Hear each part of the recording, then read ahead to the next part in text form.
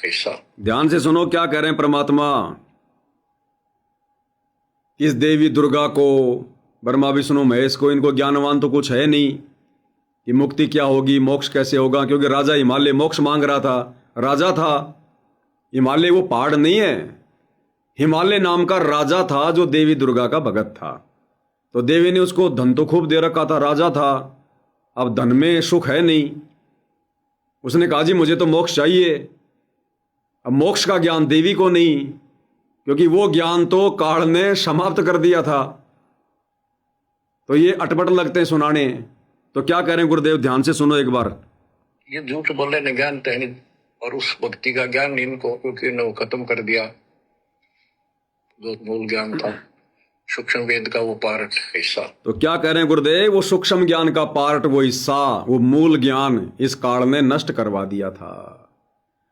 अब भाई और बहनों, परमात्मा कहते हैं सारे खेल हमने किए, हमसे मिले सो निश्चय जिए। काल की क्या औकात बेचारे की, वो सूक्ष्म ज्ञान को नष्ट कर दे, मूल ज्ञान को नष्ट कर दे। वो भी परमात्मा ने करवाया, वो भी परमात्मा ने करवाया। बहुत सारे कारण होते हैं।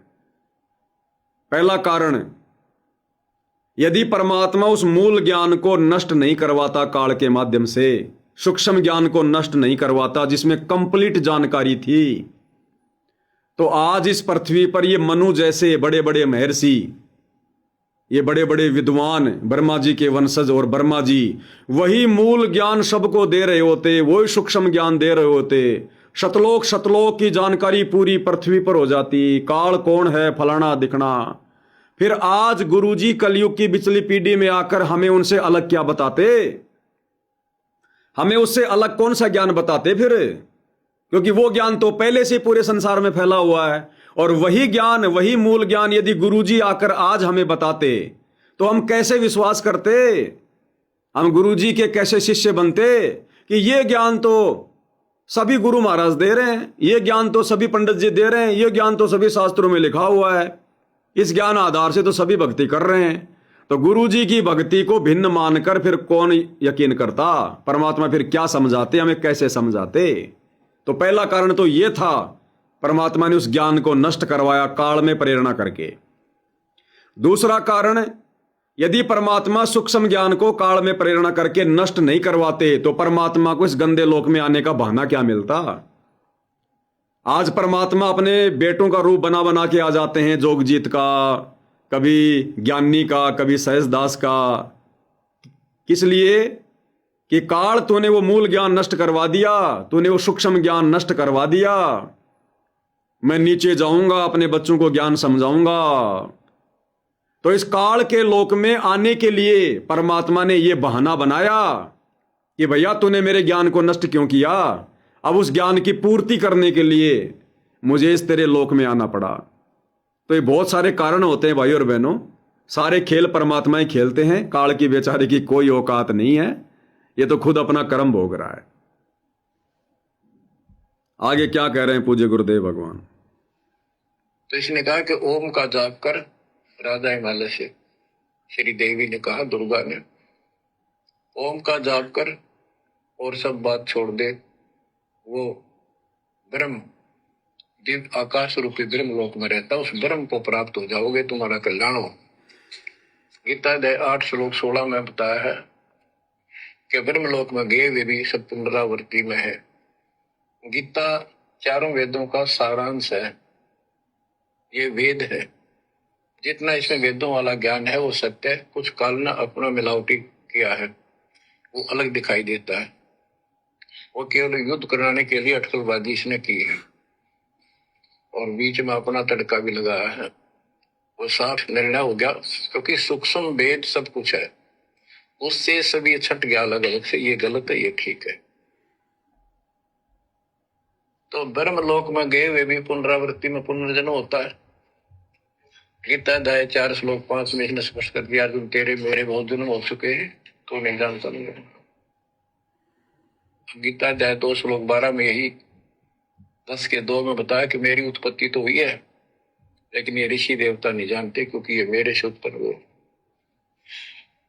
फिर उस ज्ञान को जैसे जहां से शुरुआत हुई थी कि परमात्मा सतलोक से सबसे ऊपर के लोक में रहता, वहां से चलकर गति करके आता है, अपना सच्चा आत्म ज्ञान खुद बोलकर बताता है। गीता ध्यान से सुनना इन पॉइंटों को। आगे गुरुदेव के परमात्मा होने के विषय में संकेत है।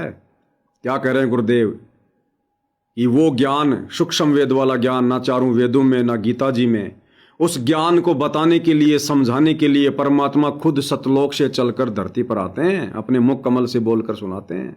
सुनना बात हुई थी कि परमात्मा सतलोक से सबसे ऊपर के लोक में रहता, वहां से चलकर गति करके आता है, अपना सच्चा आत्म ज्ञान खुद बोलकर बताता है। गीता और क्या भूमिका निभाता है वो ज्ञान समझाने के लिए? तत्वदर्शी संत की। गीता अध्याय 4 श्लोक नंबर 34। ये काल ब्रह्म क्या कह रहा है अर्जुन को कि अर्जुन उस तत्वदर्शी संत की खोज कर ले। खोज होने के बाद भली भांति जाकर दंडवत प्रणाम कर विनम्र भाव से, तब तुझे वो तत्वदर्शी महात्मा तत्व ज्ञान का उपदेश करेंगे। अर्थात गीता ज्ञान देने वाले के पास भी वो ज्ञान नहीं है, तत्वदर्शी संत की ओर संकेत कर रहा है। तो परमात्मा जब सतलोक से आते हैं नीचे अपना ज्ञान बताने के लिए, तो क्या भूमिका करते हैं? गुरु की, तत्वदर्शी संत की। तो आज वर्तमान में वो तत्व ज्ञान कौन बता रहा है? सतगुरु रामपाल जी। कौन है तत्वदर्शी संत? कौन होता है तत्वदर्शी संत? खुद कबीर भगवान। 4 श्लोक 32 में, ये कोड वर्डों में है गीता ज्यादातर। उसमें बताया कि जो ज्ञान ब्रह्मणे मुखे सचिदानंद घन ब्रह्म ने अपने मुख कमल से बोली वाणी में बोला है, उस वाणी में विस्तार के साथ लिखा है, उससे ये पूर्ण मोक्ष होगा, फिर कभी जन्म मरण नहीं होता। उसके बारे में चौथे अध्याय के 34वें श्लोक में कहा है कि उस ज्ञान को तत्वदर्शी संतों के पास जाकर समझ, उनको दंडवत प्रणाम करने से, कपट छोड़कर उनकी सेवा करने से वो तत्वदर्शी संत दे तत्व ज्ञान का उपदेश करेंगे। गीता अध्याय 15 श्लोक 1 में स्पष्ट कर दिया है, जो इस उल्टे लटके हुए संसार रूपी वृक्ष की के सभी विभाग का नारा नारा ज्ञान बता देता है। सभी विभागों का पार्षद सवेदवित व वेद के तात्पर्य को जानने वाला है। गीता अध्याय 15 श्लोक 4 में कहा है कि उस तत्व ज्ञान के प्राप्त होने के पश्चात उस तत्व ज्ञान रूपी शस्त्र से इस ज्ञान को काट के, यानी तत्व ज्ञान को ठीक से समझकर उसके पश्चात परमेश्वर के उस परम पद की खोज करनी चाहिए, जहाँ जाने के बाद साधक फिर लौटकर संसार में कभी नहीं आते। अब आगे ध्यान से सुनो भाई और बहनों, मतलब की बात है। और उसी की भक्ति करो जिसने सारे संसार रूपी वृक्ष को बनाया है, सृष्टि रची है। बच्चों, ये है वो तत्व ज्ञान, ये है वो मूल ज्ञान, सार ज्ञान निष्कर्ष निकाल के रख दिया गया है। क्या कह रहे हैं गुरुदेव?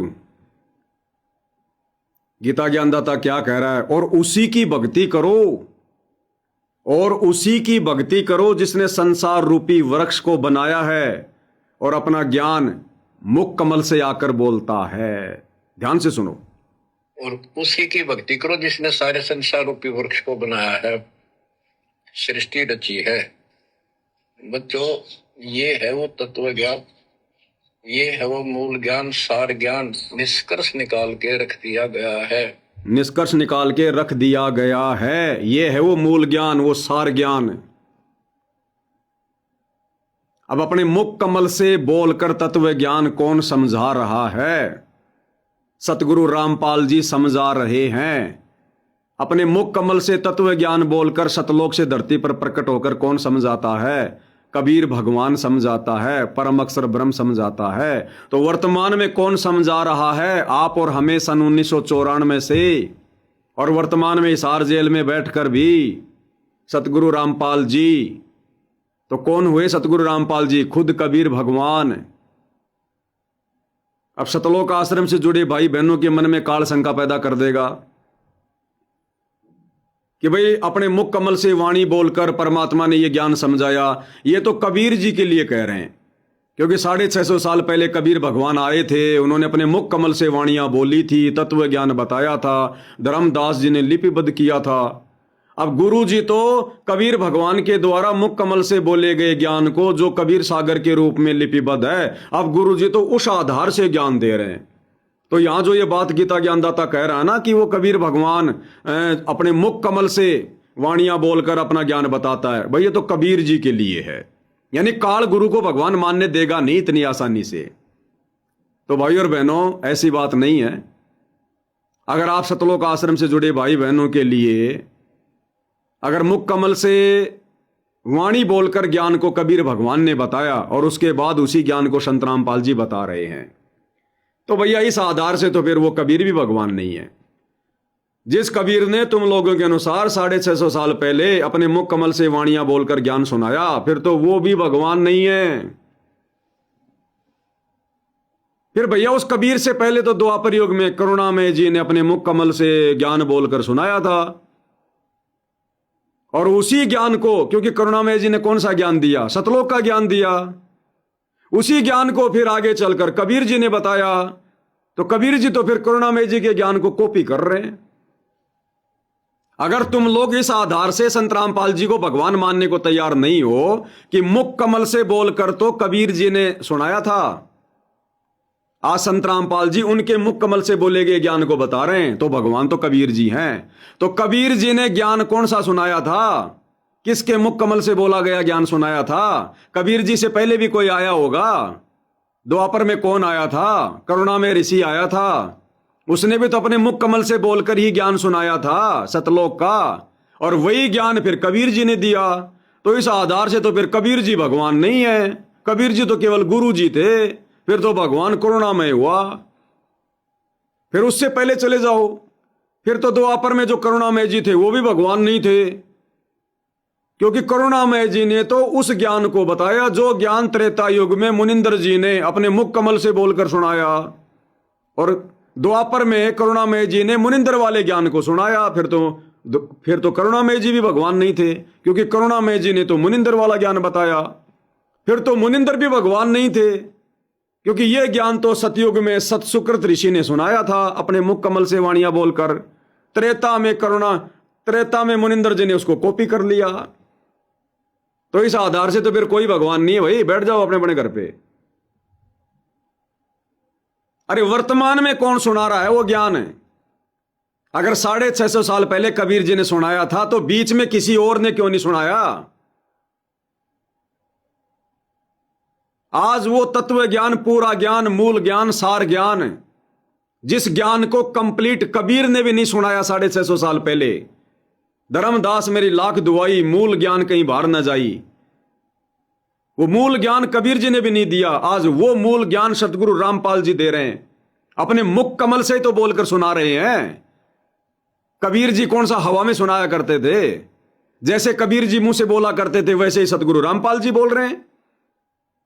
अगर सतगुरु रामपाल जी कबीर जी का ज्ञान बोल रहे हैं, तो कबीर जी भी तो उस करुणामय जी का ज्ञान बोल रहे थे। वो करुणा में भी तो मुनिंदर ऋषि का ज्ञान बोल रहे थे, मुनिंदर ऋषि भी तो सत्सुकृत का ज्ञान बोल रहे थे।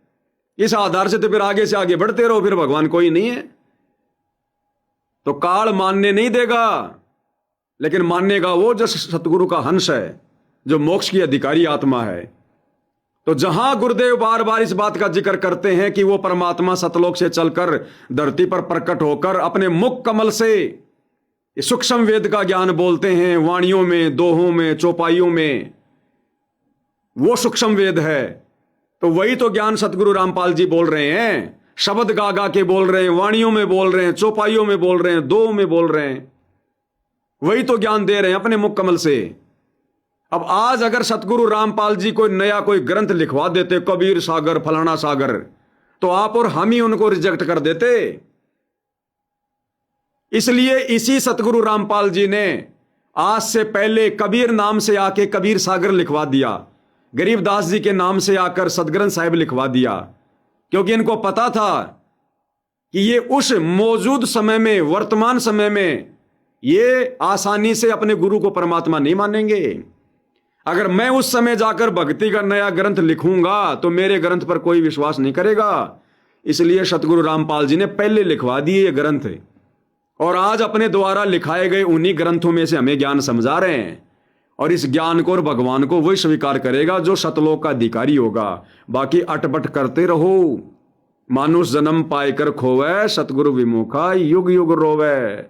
तो जब भी गुरुदेव भगवान इस वाणी का जिक्र करें इस बात का कि परमात्मा सतलोक से चलकर अपने मुख कमल से वाणियों में, दोहों में, चौपाइयों में, लोकोकोतियों में ये ज्ञान सुनाता है, तो समझ लेना आज हमारे गुरुदेव सुना रहे हैं, ये स्वयं कबीर भगवान हैं। यही है वो कबीर, और कोई कबीर नहीं है कहीं भी। इस बहम में मत रहना। तो ये काल भाई और बहनों, कोई भी अटपट ना कर दे, मन में शंका पैदा ना कर दें। इसलिए परमात्मा ने कैप्सूल बना के भेज दिए सार जेल से बाहर, और हमारे जैसे 2 कोटि के तुच्छ जीवों को परमात्मा हल्का सा आशीर्वाद देकर। देखो भाई और बहनों, जिस समय दास लाइव आता है उस समय आप ये मत समझा करो कि पवन दास बैठा हुआ है। पवन दास की कोई औकात नहीं है। मेरा बाप कोई सत्संगी नहीं था, मेरा बाप कोई शास्त्रों का जानकार नहीं था। मेरी पीढ़ियों ने अपना धंधा किया रखाया है। मेरे बाप ने, मेरे दादे ने, जिनको मैं जानता हूं, उन्होंने धंधा खूब किया, बैल से ज्यादा कमाया, बैल से ज्यादा।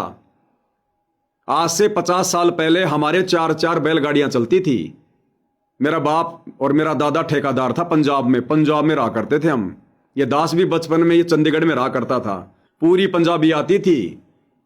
पटियाला में स्कूल है सतनाम पब्लिक स्कूल, उसमें पढ़ा करता था मैं। और मेरे बाप के समय में, मेरा बाप ठेकेदार था, 200 लोग काम करते थे उसके नीचे। ये 1990 के आसपास की बात है। और मेरा दादा वो पंजाब में बुच्चू मंडी में ठेकेदार था, 200-300 आदमी काम करते थे, 4-4 बैलगाड़ियां चलती थी मेरे दादा के पास।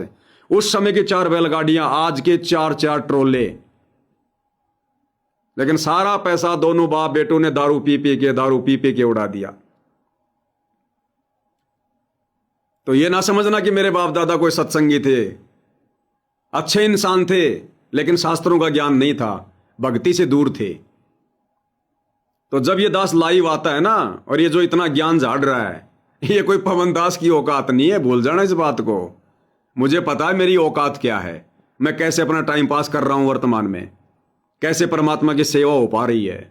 मुझे पता है मैं किन परिस्थितियों में जी रहा हूं, किन परिस्थितियों में रह रहा हूं। तो ये पवन दास की औकात नहीं है, भूल जाना इस बात को। जिस समय ये दास लाइव आता है, स्पेशली उस समय परमात्मा सतगुरु रामपाल जी भगवान, ये समझो इस सोफे पे बैठे हैं, मैं केवल उनकी गोद में बैठा हूं। केवल परमात्मा मुझे आप लोगों के सामने कर रहा है, केवल एक डमी। जैसे 650 साल पहले वो भैंसा राम वेद मंत्र बोल रहा था, अब भैंसे की औकात है क्या वेद मंत्र बोल देगा, हिंदी में अनुवाद कर देगा। तो मुझ पवन दास की औकात है क्या ये विशेष संदेश। पहली बात तो गुरुदेव भगवान कहते हैं कि बच्चों, ये जो वेद हैं, जो गीता जी हैं, ये कोड वर्ड में है, इनको आम व्यक्ति नहीं समझ सकता। सतगुरु रामपाल जी ने आके समझाए। अब सतगुरु रामपाल जी ने जो सत्संग किए, और विशेषकर जो हिसार जेल से जो विशेष संदेश भेज रहे हैं, जो उनके द्वारा किए गए सत्संगों का भी निष्कर्ष है। अरे चारों वेदों का और गीता जी का निष्कर्ष गुरु जी के सत्संग, जो सत्संग 1994 से 2014 तक किए। और हिसार जेल से जो विशेष संदेश भेज रहे हैं, ये गुरु जी के सत्संगों का निष्कर्ष है। क्योंकि गुरुदेव कह रहे हैं कि विशेष संदेश ये कैप्सूल हैं। ये दास जो पहले 4-4 घंटे के सत्संग करता था, अब हिसार जेल वाले 1 घंटे के विशेष संदेश में वो 4-4 घंटे के सत्संग डाल रखे हैं। ये कैप्सूल हैं। ये तो और भी ज्यादा सांकेतिक है, कोड वर्ड में है। तो पवन दास जैसे इस कुत्रू की औकात है क्या? ये बड़े बड़े ऋषि महात्मा आचार्य शंकराचार्य वेदों का निष्कर्ष नहीं निकाल पाए। सतगुरु रामपाल जी के विशेष संतों का निष्कर्ष कौन निकाल देगा? जीव निकाल देगा। औकात है क्या? तो दास ये समझो परमात्मा की गोद में बैठा, आप लोगों को दिखाई दे रहा है, बस इतना ही है। विशेषकर लाइव के समय, लाइव से हटते तो मैं आप जैसा हो जाता हूं 2 मिनट में, कुछ नहीं। फिर आप मेरे से बात करोगे, कुछ भी करोगे ना, मेरी विशेष कोई रुचि होती है किसी को समझाने में, किसी को बताने में। ये लाइव के समय परमात्मा अपना आशीर्वाद दे के बुलवाते हैं एज ए टेप रिकॉर्डर। ये बातें कौन बता देगा, कौन बोल देगा? गुरु के सत्संगों को कोई निष्कर्ष निकाल देगा क्या? ये गुरु जी के परिवार वाले राजनेताओं की रैलियों में धक्के खा रहे, ये नहीं आ सकते लाइव? गुरु जी के सत्संगों के ऊपर वीडियो ये नहीं बना सकते? गुरु जी की पुस्तकों के ऊपर वीडियो गुरु जी का बेटा नहीं बना सकता? जो इतने बड़े बड़े राजनेताओं के साथ में मटर गश्ती करता है, इतने बड़े बड़े राजनीतियां कर रहा है, क्या वो लाइव नहीं आ सकता? क्या आया कभी 5 मिनट के लिए भी? क्या गुरु का भाई जो 30 साल से भगत है, गुरु जी के साथ रहता था, कभी कभी 5 मिनट के लिए लाइव आया? आप लोगों के साथ में साथ संगति करी, कोई ज्ञान चर्चा करी, गुरु जी की पुस्तकों पे कभी कोई ज्ञान चर्चा करी, गुरु जी के सत्संगों का मर्म कभी उसने समझाया? तो दास पे क्यों दया हो रही है? क्योंकि दास केवल एज ए डमी है। विशेषकर जब लाइव आता हूं, बस उस समय समझ लो कि परमात्मा बैठे हैं, दास तो उनकी गोद में बैठा है, मेरी औकात नहीं है। भूल जाना इन बातों को। तो इस समय भाई और बहनों, इन विशेष संदेशों को ध्यान से सुनो। ये निष्कर्ष निकाला जा रहा है, अध्यात्म का निष्कर्ष फाइनल। आज तो आप साथ संगति से जुड़े भाई बहन सुन रहे हो, कल को पूरा विश्व सुनेगा, पूरा विश्व। ये रिकॉर्ड हो रहे हैं, पूरा विश्व सुनेगा। इस मकान में मैं अकेला बैठा हूं, अकेले आदमी की औकात नहीं है, वो इतना बोल लेगा, 3-3 घंटे बोल लेगा, जब सामने कोई सुनने वाला ही नहीं है। 3-3, 4-4 घंटे लाइव और कोई गलती नहीं जरा सी भी। ये जीव की औकात है क्या? अरे सामने कोई 5-10 आदमी बैठे हो जब, तो मेरा भी मन लगे बोलने में। अब सामने तो कैमरा है और मैं बैठा हूं इधर, कोई दूसरा है ही नहीं। अब मैं कैसे बोलूंगा? इतनी रुचि मेरी कैसे बनेगी 3-3 घंटे इस कमरे में बैठ के अकेले? तो ये पवन दास की औकात नहीं है। इस समय भाई और बहनों, भगवान का विशेष आशीर्वाद होता है। चाहे उनकी प्रेरणा समझ लो, चाहे वो मुझे अपनी गोद में लेके बैठे हैं, कुछ भी समझ लो। केवल ये पवन दास तुम्हें दिखाई दे रहा है इस समय। बाकी समय तो मैं गधा हूं, 2 कौड़ी का जीव हूं, मैं कुतरू हूं। लेकिन इस समय भाई और बहनों, आपने विशेष ध्यान से सुनने, आने वाले समय में तो पूरी दुनिया सुनेगी इनको।